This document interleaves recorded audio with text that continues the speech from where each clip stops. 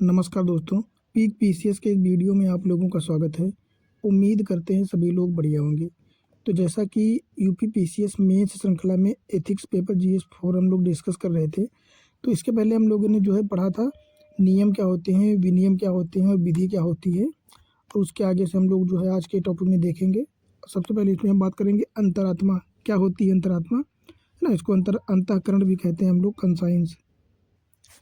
तो बात करें अंतरात्मा की, तो अंतरात्मा कुछ और नहीं, ये अंदर की एक आवाज़ होती है। अंदर से आवाज़ आती है कोई कि नहीं ये काम ठीक नहीं है आपके लिए, या ये नहीं करना चाहिए हमको, है ना। तो वही होता है, कभी कभी होता है ना कि एक गट फीलिंग आपकी कहती है कि नहीं यार ये ठीक नहीं है। तो वो अंदर की आवाज़ ही होती है, इसको हम लोग अंतरात्मा कहते हैं। बात करें तो सही या गलत के प्रति व्यक्ति की नैतिक समझ, जिसे किसी व्यक्ति के व्यवहार हेतु एक मार्गदर्शक के रूप में जो है देखा जा सकता है। तो अंतरात्मा क्या होती है, ये हमको ये बताती है कि हमारे लिए क्या ठीक है क्या ठीक नहीं है, और हमको क्या करना चाहिए या क्या नहीं करना चाहिए। तो अगर बात करें सीधे शब्दों में, तो ये एक गुरु या मार्गदर्शक के रूप में काम करती है, जहाँ पर आपके लिए कोई अन्य ऑप्शन नहीं होते हैं ना। जहाँ पे आप ये नहीं समझ पाते हैं कि हमको क्या करना चाहिए क्या नहीं करना चाहिए, तब हमको जो है अंतरात्मा की आवश्यकता होती है या ये मदद करती है। अगर बात करें तो मानव स्वभाव की रचना अनेक तत्वों से हुई है। जैसे कौन कौन से हैं, जैसे आवेग हो गया, वासना हो गई, है ना, आत्म प्रेम हो गया, परोपकार हो गया, अंतरात्मा। तो इन्हीं जो मूल्य हैं या जो अनेक तत्व हैं, इनमें से अंतरात्मा भी एक तत्व है जो कि सर्वोपरि है, मतलब सबसे बड़ी है, सबसे ज़्यादा वैल्यूएबल है ना। तो अंतःकरण जो है सबसे महत्वपूर्ण है। अगर बात करें तो यह मानव का आंतरिक विवेक या नैतिक शक्ति है। इसे मूलतः बौद्धिक जो है भी माना जा सकता है ना। तो ये एक आंतरिक विवेक है, अंदर से एक मोटिवेशन टाइप में चीज़ आती है ना, जिसको हम लोग नैतिक शक्ति भी कह सकते हैं या बौद्धिक स्तर भी कह सकते हैं, कुछ भी कह सकते हैं। अगर बात करें तो यह मानव में एक सामान्य तत्व है जिसका विकास भी किया जा सकता है।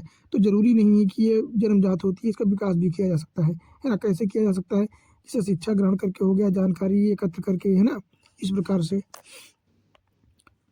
फिर अगला अगर बात करें तो कांट ने क्या कहा है इस अंतःकरण या अंतरात्मा की आवाज़ को।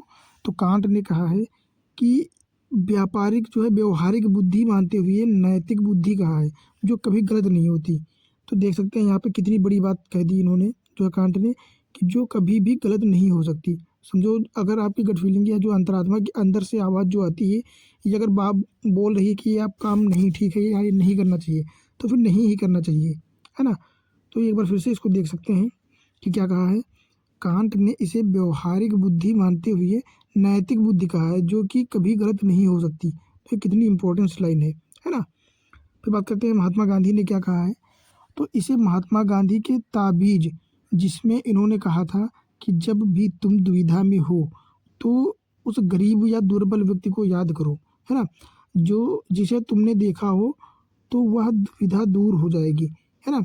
जैसे दर्शन द्वारा समझा जा सकता है। इनके मतलब कहने का मतलब ये है कि अगर आप कोई निर्णय ले रहे हो या आप कोई काम कर रहे हो मान लो, तो उसमें निर्णय लेने से पहले आप उस सबसे दुर्बल या सबसे गरीब आदमी को देखो कि उसका क्या फ़ायदा होने वाला है आपके इस निर्णय से। मतलब मान लो उसी के लिए वो प्रोग्राम या योजना चलाई जा रही है लक्षित समूह के रूप में, पर आपके निर्णय से उसको कोई फ़ायदा होने वाला ही नहीं है, तो फिर उस प्रोग्राम को चलाने से या आपके उस निर्णय से क्या फ़ायदा, है ना।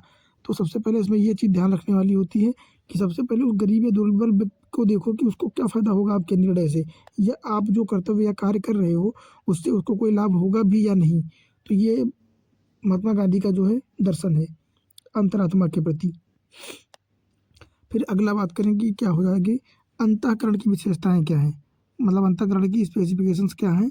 तो ये उचित व अनुचित में हमको अंतर करना बताता है, भेद करना बताता है कि क्या हमारे लिए उचित है क्या उचित नहीं है ना, या हमको क्या नहीं करना चाहिए। तो इन चीज़ों की जानकारी देता है। दूसरा क्या कार्य करता है कि नैतिक कर्मों के लिए प्रेरित करता है ना। क्योंकि जन्म से ही हम लोगों को घर से, परिवार से, समाज से, शिक्षण संस्थानों से, हर जगह से नैतिक कार्यों के प्रति जो है अवेयर किया जाता है, जगाया जाता है, बताया जाती है चीज़ें। तो ये अंतःकरण की विशेषता ये भी होती है कि ये नैतिक कर्मों के लिए प्रेरित करती है ना, कभी भी गलत रास्तों पर जाने से रोकती है हमको। दूसरा अनैतिक कर्मों से दूर रहने का निर्माण जो है मार्गदर्शन करती है। तो ये नैतिक कर्मों की तरफ ले जाएगी तो अनैतिक कर्मों से वैसे भी दूर कर देगी, है ना। दूसरा नैतिक गुणों का विकास भी करती है ना। तो ये सारे कार्य या विशेषताएं क्या हो जाएंगी, ये हो जाएंगी अंतःकरण या अंतरात्मा की विशेषताएं। अगर बात करें समस्या समाधान और निर्णय प्रक्रिया में विवेक का प्रयोग किस प्रकार किया जाता है, तो नैतिक दुविधा के समय हम लोग अंतरात्मा का प्रयोग करते हैं। मान लो किसी दो प्रकार के डायलेमास में जो हम लोग दुविधाओं में फंसे पड़े हैं, ठीक है, वहाँ पे हम निर्णय नहीं ले पा रहे हैं कि हमको एक्चुअल में यहाँ पे क्या करना चाहिए, किस प्रकार जो है किस पक्ष में निर्णय देना चाहिए, तो वहाँ पे अंतरात्मा का जो है प्रयोग किया जा सकता है और नैतिक दुविधा के समय जो है इससे निपटा जा सकता है। दूसरा, कानून नियम या के स्पष्टीकरण के अभाव में, है ना, कभी कभी जो है कानून या नियम इस प्रकार बन जाते हैं या उनकी भाषा ऐसी होती है कि उनको समझना थोड़ा सा आम जनता के लिए कठिन रह जाता है। तो उनको बताने के लिए, उनको समझाने के लिए जो है उसका स्पष्टीकरण करने के लिए भी अंतरात्मा के या इन चीज़ों का जो प्रयोग किया जा सकता है, जिससे वो चीज़ें आसान हो जाती हैं और सभी तक आसानी से जो है समझ में आ जाती हैं। तो इसका इस प्रकार जो है हम लोग इसमें प्रयोग कर सकते हैं। अगला क्या हो जाएगा, तथ्यात्मक आंकड़े या कोई स्पष्ट उदाहरण ना हो। मतलब मान लो कोई ऐसी स्थिति फंस जाती है कभी कभी कि आपके पास कोई फैक्ट भी नहीं है, तथ्यात्मक आंकड़े भी नहीं है, तो ऐसी स्थिति में आपके सामने ये दुविधा रहती है कि स्पष्ट उदाहरण कैसे दिया जाए, स्पष्ट जो है निर्णय किस प्रकार किया जाए। तो वहाँ पे भी जो है अंतरात्मा सहायक के रूप में कार्य करती है या मार्गदर्शक के रूप में जो है हमारी सहायता करती है। अगला क्या हो जाएगा, तो अगला हो जाएगा उच्चतम नैतिक मूल्यों का चुनाव, है ना। मान लो आपके पास कोई 5-6 मूल्यों का टकराव हो रहा है, तो आपस में टकराव हो रहा है, तो ऐसी जगह पे आपको जो है अंतरात्मा बताती है कि सबसे ऊपर किसको प्रायोरिटी देनी है, सबसे ज़्यादा प्राथमिकता किसको देनी है। मान लो मान लेते हैं एक ईमानदारी हो गया, ठीक, एक कर्तव्यनिष्ठता हो गया, ठीक है, एक सत्यनिष्ठा हो गया। तो कभी कभी सत्यनिष्ठा को ईमानदारी से ऊपर रखना होता है ना। तो कभी कभी मान लो किसी मूल्य को किसी के ऊपर दे दिया जाता है, ये तो डिपेंड करता है कि आपकी स्थिति क्या है, आपको निर्णय किस प्रकार देना है। तो वहाँ पे जो है मूल्यों को प्रायोरिटी देने में भी जो है अंतरात्मा या अंतःकरण की आवाज़ जो है सहायक के रूप में कार्य करती है।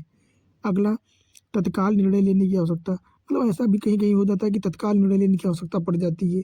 तो इन जगहों पर या ऐसी स्थितियों में भी इसकी सहायता ली जा सकती है या ली जाती है मोस्टली, है ना। अगली की वैसे हेडिंग हो जाएगी अपनी, तो अगला टॉपिक हो जाएगा अंतरात्मा या अंतःकरण के स्रोत क्या होते हैं, मतलब इसका स्रोत क्या है या इसका उद्गम कहाँ से कैसे होता है। तो इसके लिए हम लोग जो है शिक्षा ग्रहण करते हैं, ज्ञान प्राप्त करते हैं, है ना, या लोगों से कौशल ग्रहण करते हैं। इससे क्या है, इससे अपना अनुभव बढ़ता जाता है और अंतःकरण के जो है स्रोत के रूप में कार्य करता है। इसके अलावा क्या चीज़ें हो जाएंगी, तो जीवन के अनुभव, नैतिक शिक्षा व कहानियाँ, है ना। तो अपने जीवन में आपने क्या गलतियाँ की है, कहाँ पे किस प्रकार के निर्णय दिया, तो उससे क्या जो है वो निकला, निष्कर्ष क्या निकला, है ना। और आप मतलब किस किस प्रकार से निर्णय लेते हैं, इन चीज़ों से, अन्य चीज़ों से जो सीखते हैं, कहानियाँ सुनते हैं, है ना, किताबें पढ़ते हैं, तो उनसे भी इसका विकास या स्रोत के रूप में कार्य करता है। दूसरा, परिवार हो गया, समाज हो गया, है ना, आपका रोल मॉडल या आदर्श व्यक्तित्व हो गया, जैसे महात्मा गांधी, सुभाष चंद्र बोस, या जो भी, है ना, कोई एक्टर भी हो सकता है। तो इन चीज़ों से भी हम लोग जो है नैतिकता या अच्छी चीज़ें सीखते हैं और उनका प्रयोग जो है निर्णय लेने में करते हैं। तो इस प्रकार जो है इनका प्रयोग किया जा सकता है। अगर बात करें अगली, तो क्या है अंतःकरण की आवाज़ या सिगमंड फ्रायड, है ना। सिगमंड फ्रायड क्या कहते हैं, सिगमंड फ्रायड ने इसको 3 भागों में बांटा है, या मानव का व्यवहार या अंतरात्मा की आवाज़ को जो है 3 भागों में बांट दिया है। एक तो ईड हो जाएगा, ईगो हो जाएगा और सुपर ईगो हो जाएगा, है ना। इसमें 3 चीज़ों के रूप में बांटा है। कौन सा, ईड, ईगो और सुपर ईगो, है ना। तो ईड वो होता है जो सबसे गिरी क्वालिटी का होता है, सबसे बेकार चीज़ होती है ना। जैसे तुच्छ इच्छाएं, जैसे भोजन करना, सोना, काम वासना, है ना, इस प्रकार की इच्छाओं वाले व्यक्ति को क्या कहते हैं, उसके अंदर जो होता है उसको ईड कहते हैं। ईड क्या कहते हैं, ईड मतलब गिरी हुई इच्छाएं, किसी प्रकार का कार्य न करना या फालतू के कार्य करना। तो तुच्छ इच्छाओं वाले व्यक्तित्व वाले व्यक्ति को क्या, उसके अंदर ईड नाम की चीज़ होती है, ईड, है ना, जिसको एटीट्यूड टाइप में बोलते हैं हम लोग। अगले बात करें तो दूसरा हो जाएगा ईगो। ईगो जो है मध्य इच्छाओं, मतलब ये ज़्यादा बहुत अच्छा नैतिक या बहुत ज़्यादा अच्छा भी नहीं होता है और बिल्कुल ईड की तरह बेकार भी नहीं होता है। तो इसमें जो मध्य की इच्छाएं होती हैं, नॉर्मल चीज़ें, है ना, तो उसको रखा गया है। तो मध्यम इच्छाओं की कामना करना उसको कहते हैं ईगो। पर अगर बात करें सुपर ईगो, तो सुपर ईगो बहुत ही अच्छी चीज़ होती है, बहुत ही नैतिक चीज़ होती है। तो ये क्या होता है, परहित व न्याय आधारित अंतःकरण की आवाज़, मतलब ये अपने पर ध्यान नहीं देता है, या परहित तो दूसरों को सहायता करना, उनके हित के बारे में सोचना, है ना, या दूसरों की सेवा करना, परोपकार करना, दूसरों के लिए जीना, है ना, इस प्रकार की जिसके अंदर इच्छाएं हो जाती हैं तो उसको या उसके व्यक्तित्व को क्या कहते हैं, सुपर ईगो वाला व्यक्ति कहते हैं। तो इसमें परहित व न्याय पर आधारित अंतःकरण की आवाज़ होती है, इसको सुपर ईगो कहते हैं। तो इस प्रकार सिगमंड फ्रायड ने जो है 3 भागों में बांटा है, ईड, ईगो और सुपर ईगो। और तुच्छ इच्छाएं, मध्यम इच्छाएं और अच्छी इच्छाएं, या परहित या जो है परोपकार की भावना वाला व्यक्ति। तो इस प्रकार जो है 3 भागों में बांट दिया गया। अगला बात करें अंतःकरण या अंतरात्मा, जो है विवेक का संकट, निर्णय न करने की स्थिति। कभी कभी आपके पास ऐसी स्थिति आ जाती है, ऐसी दुविधा जो उत्पन्न हो जाती है कि आपका निर्णय लेना बहुत कठिन हो जाता है। तो क्या है कि जब अंतरात्मा 2 परस्पर विरोधी मूल्यों या विकल्पों में से किसी एक के पक्ष में ठोस निर्णय न दे सके, तो उसको क्या कहते हैं कि विवेक का संकट है ना, जहाँ पे निर्णय करने की स्थिति में नहीं है आप। मान लेते हैं, एक उदाहरण लेते हैं कि एक गरीब बच्चा है, ठीक है, वो छोटा बच्चा, ज़्यादा बड़ा नहीं है, मतलब छोटा बच्चा है और बहुत ज़्यादा भूखा है, ठीक है, उसके पास पैसे हैं नहीं, और वो किसी कारणवश जो है बिस्कुट चुरा लेता है, ठीक है, दुकान से जो है बिस्कुट चुरा लेता है और बैठ के खाने जा रहा होता है। तब आप उस बच्चे को जो है बिस्कुट को चोरी करते हुए देख लेते हैं, ठीक है। तो अब आपके पास दो दो विकल्प हो गए। एक कि आप उस दुकानदार को बता दो, और जब आप दुकानदार को बता दोगे तो उस बच्चे से बिस्कुट तो छीन ही लेगा, उसको हो सकता है पिटाई भी कर दे, है ना। और दूसरा ये है कि अगर आप दुकानदार से नहीं बताएंगे तो वो बच्चा चोरी करेगा और चोरी में आप भी शामिल हो जाएंगे, है ना। तो यहाँ पे आपके पास 2 विकल्प हैं कि बताएं ना बताएं। अगर बताएंगे तो पिटाई हो जाएगी और बच्चा भूखा रह जाएगा, और चूंकि छोटा है तो बिल्कुल भी नहीं करना चाहिए। और दूसरा क्या है, चोरी में आप भी शामिल हो जाएंगे अगर नहीं बताएंगे। तो ऐसी स्थिति में आपके पास डायलेमा हो गया कि आप बताएं या ना बताएं, है ना। तो यहाँ पे विवेक का संकट है कि आप निर्णय नहीं ले पा रहे हैं कि आपको क्या करना चाहिए, क्योंकि अगर आप अपने मूल्यों पर टिके रहेंगे तो एक बच्चा पीटा जा सकता है और उस भूखा रह सकता है, इससे उसको अन्य नुकसान भी हो सकते हैं। और अगर आप उस बच्चे के बारे में नहीं बताते हैं, है ना, तो फिर आप भी अपने मूल्यों से अडिग हो जाएंगे, अपने मूल्यों से भटक जाएंगे, चोरी में आप साथ देंगे। तो इस प्रकार की जब स्थितियाँ उत्पन्न हो जाती हैं तब विवेक का संकट आ जाता है ना। और एक उदाहरण लेना चाहें तो इसी प्रकार मान लेते हैं, अपना हित और दूसरों का हित की बात करें तो मान लेते हैं आप छुट्टी पर हैं। मान लो एक आप पुलिस अधिकारी हैं, ठीक है, और आप छुट्टी पर हैं, 3 दिन की छुट्टी पर हैं, या 1 हफ्ते की छुट्टी जो भी लेना चाहें ले सकते हैं। तो आप छुट्टी पर हैं, ठीक है, और उन छुट्टी के टाइम पर आप लोगों ने अपने बच्चों और बीवी के साथ पिकनिक स्पॉट या पिकनिक मनाने जाने का जो है 3-4 महीना पहले से जो है निर्णय ले चुके थे, है ना, प्लान बना रहे थे। और किसी कारणवश क्या हुआ कि आप लोग घर से निकल ही रहे थे ड्यूटी के लिए, है ना, मतलब ड्यूटी के लिए नहीं, पिकनिक के लिए, और अचानक से आपको फ़ोन आता है कि कहीं पे दंगा हो जाता है और वहाँ पे बहुत ज़रूरी आपको जाना होगा, है ना, आपके बिना काम नहीं चल पाएगा। और चूँकि आप छुट्टी पर हैं फिर भी आपको जाना पड़ेगा। सोचो इतनी कंडीशन जो है क्रिटिकल है। अब आपके पास 2 कारण है कि अगर आप अपने परिवार के साथ पिकनिक नहीं जाएँगे तो वो लोग बुरा मान जाएँगे, है ना, क्योंकि आप छुट्टी पर थे और बहुत दिन पहले से प्लान बना रहे थे।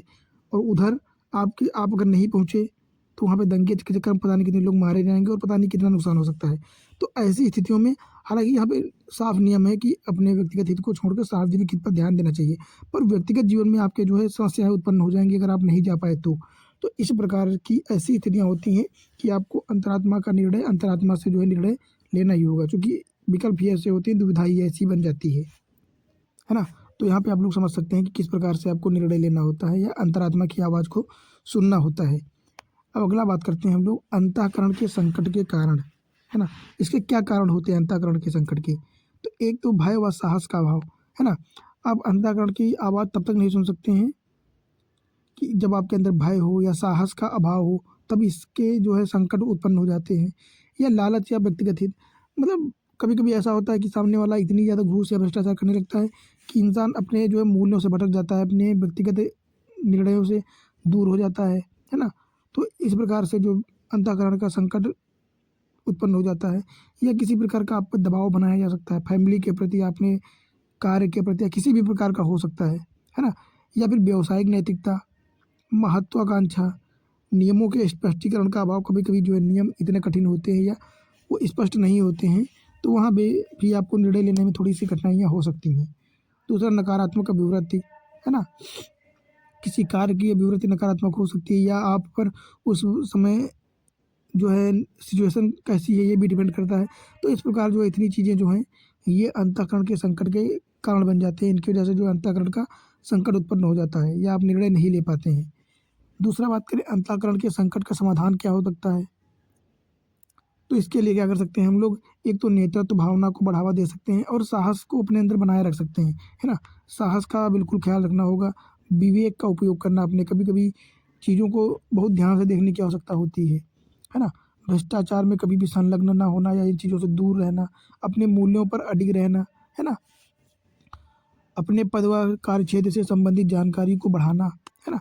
कभी कभी जानकारी के अभाव के चक्कर में भी जो है भ्रष्टाचार या अंतःकरण के संकट उत्पन्न हो जाता है। धैर्य व सोच समझ कर फैसला लेना, है ना, क्योंकि आपके फैसले से बहुत सारी चीज़ें निर्णय कर डिपेंड करती हैं और बहुत सारे लोगों के जीवन या उनके जीवन से बहुत सारी महत्वपूर्ण चीज़ें जुड़ी होती हैं। दूसरा सादा जीवन उच्च विचार, मतलब ज़्यादा आपको हाई फाई नहीं रहना, एकदम नॉर्मल रहना है, क्योंकि आप सर्विस जो है प्रोवाइड कर रहे हो, है ना, सिविल सर्वेंट हो, तो आपको अपने जो है मूल्यों के हिसाब से कार्य करना होता है।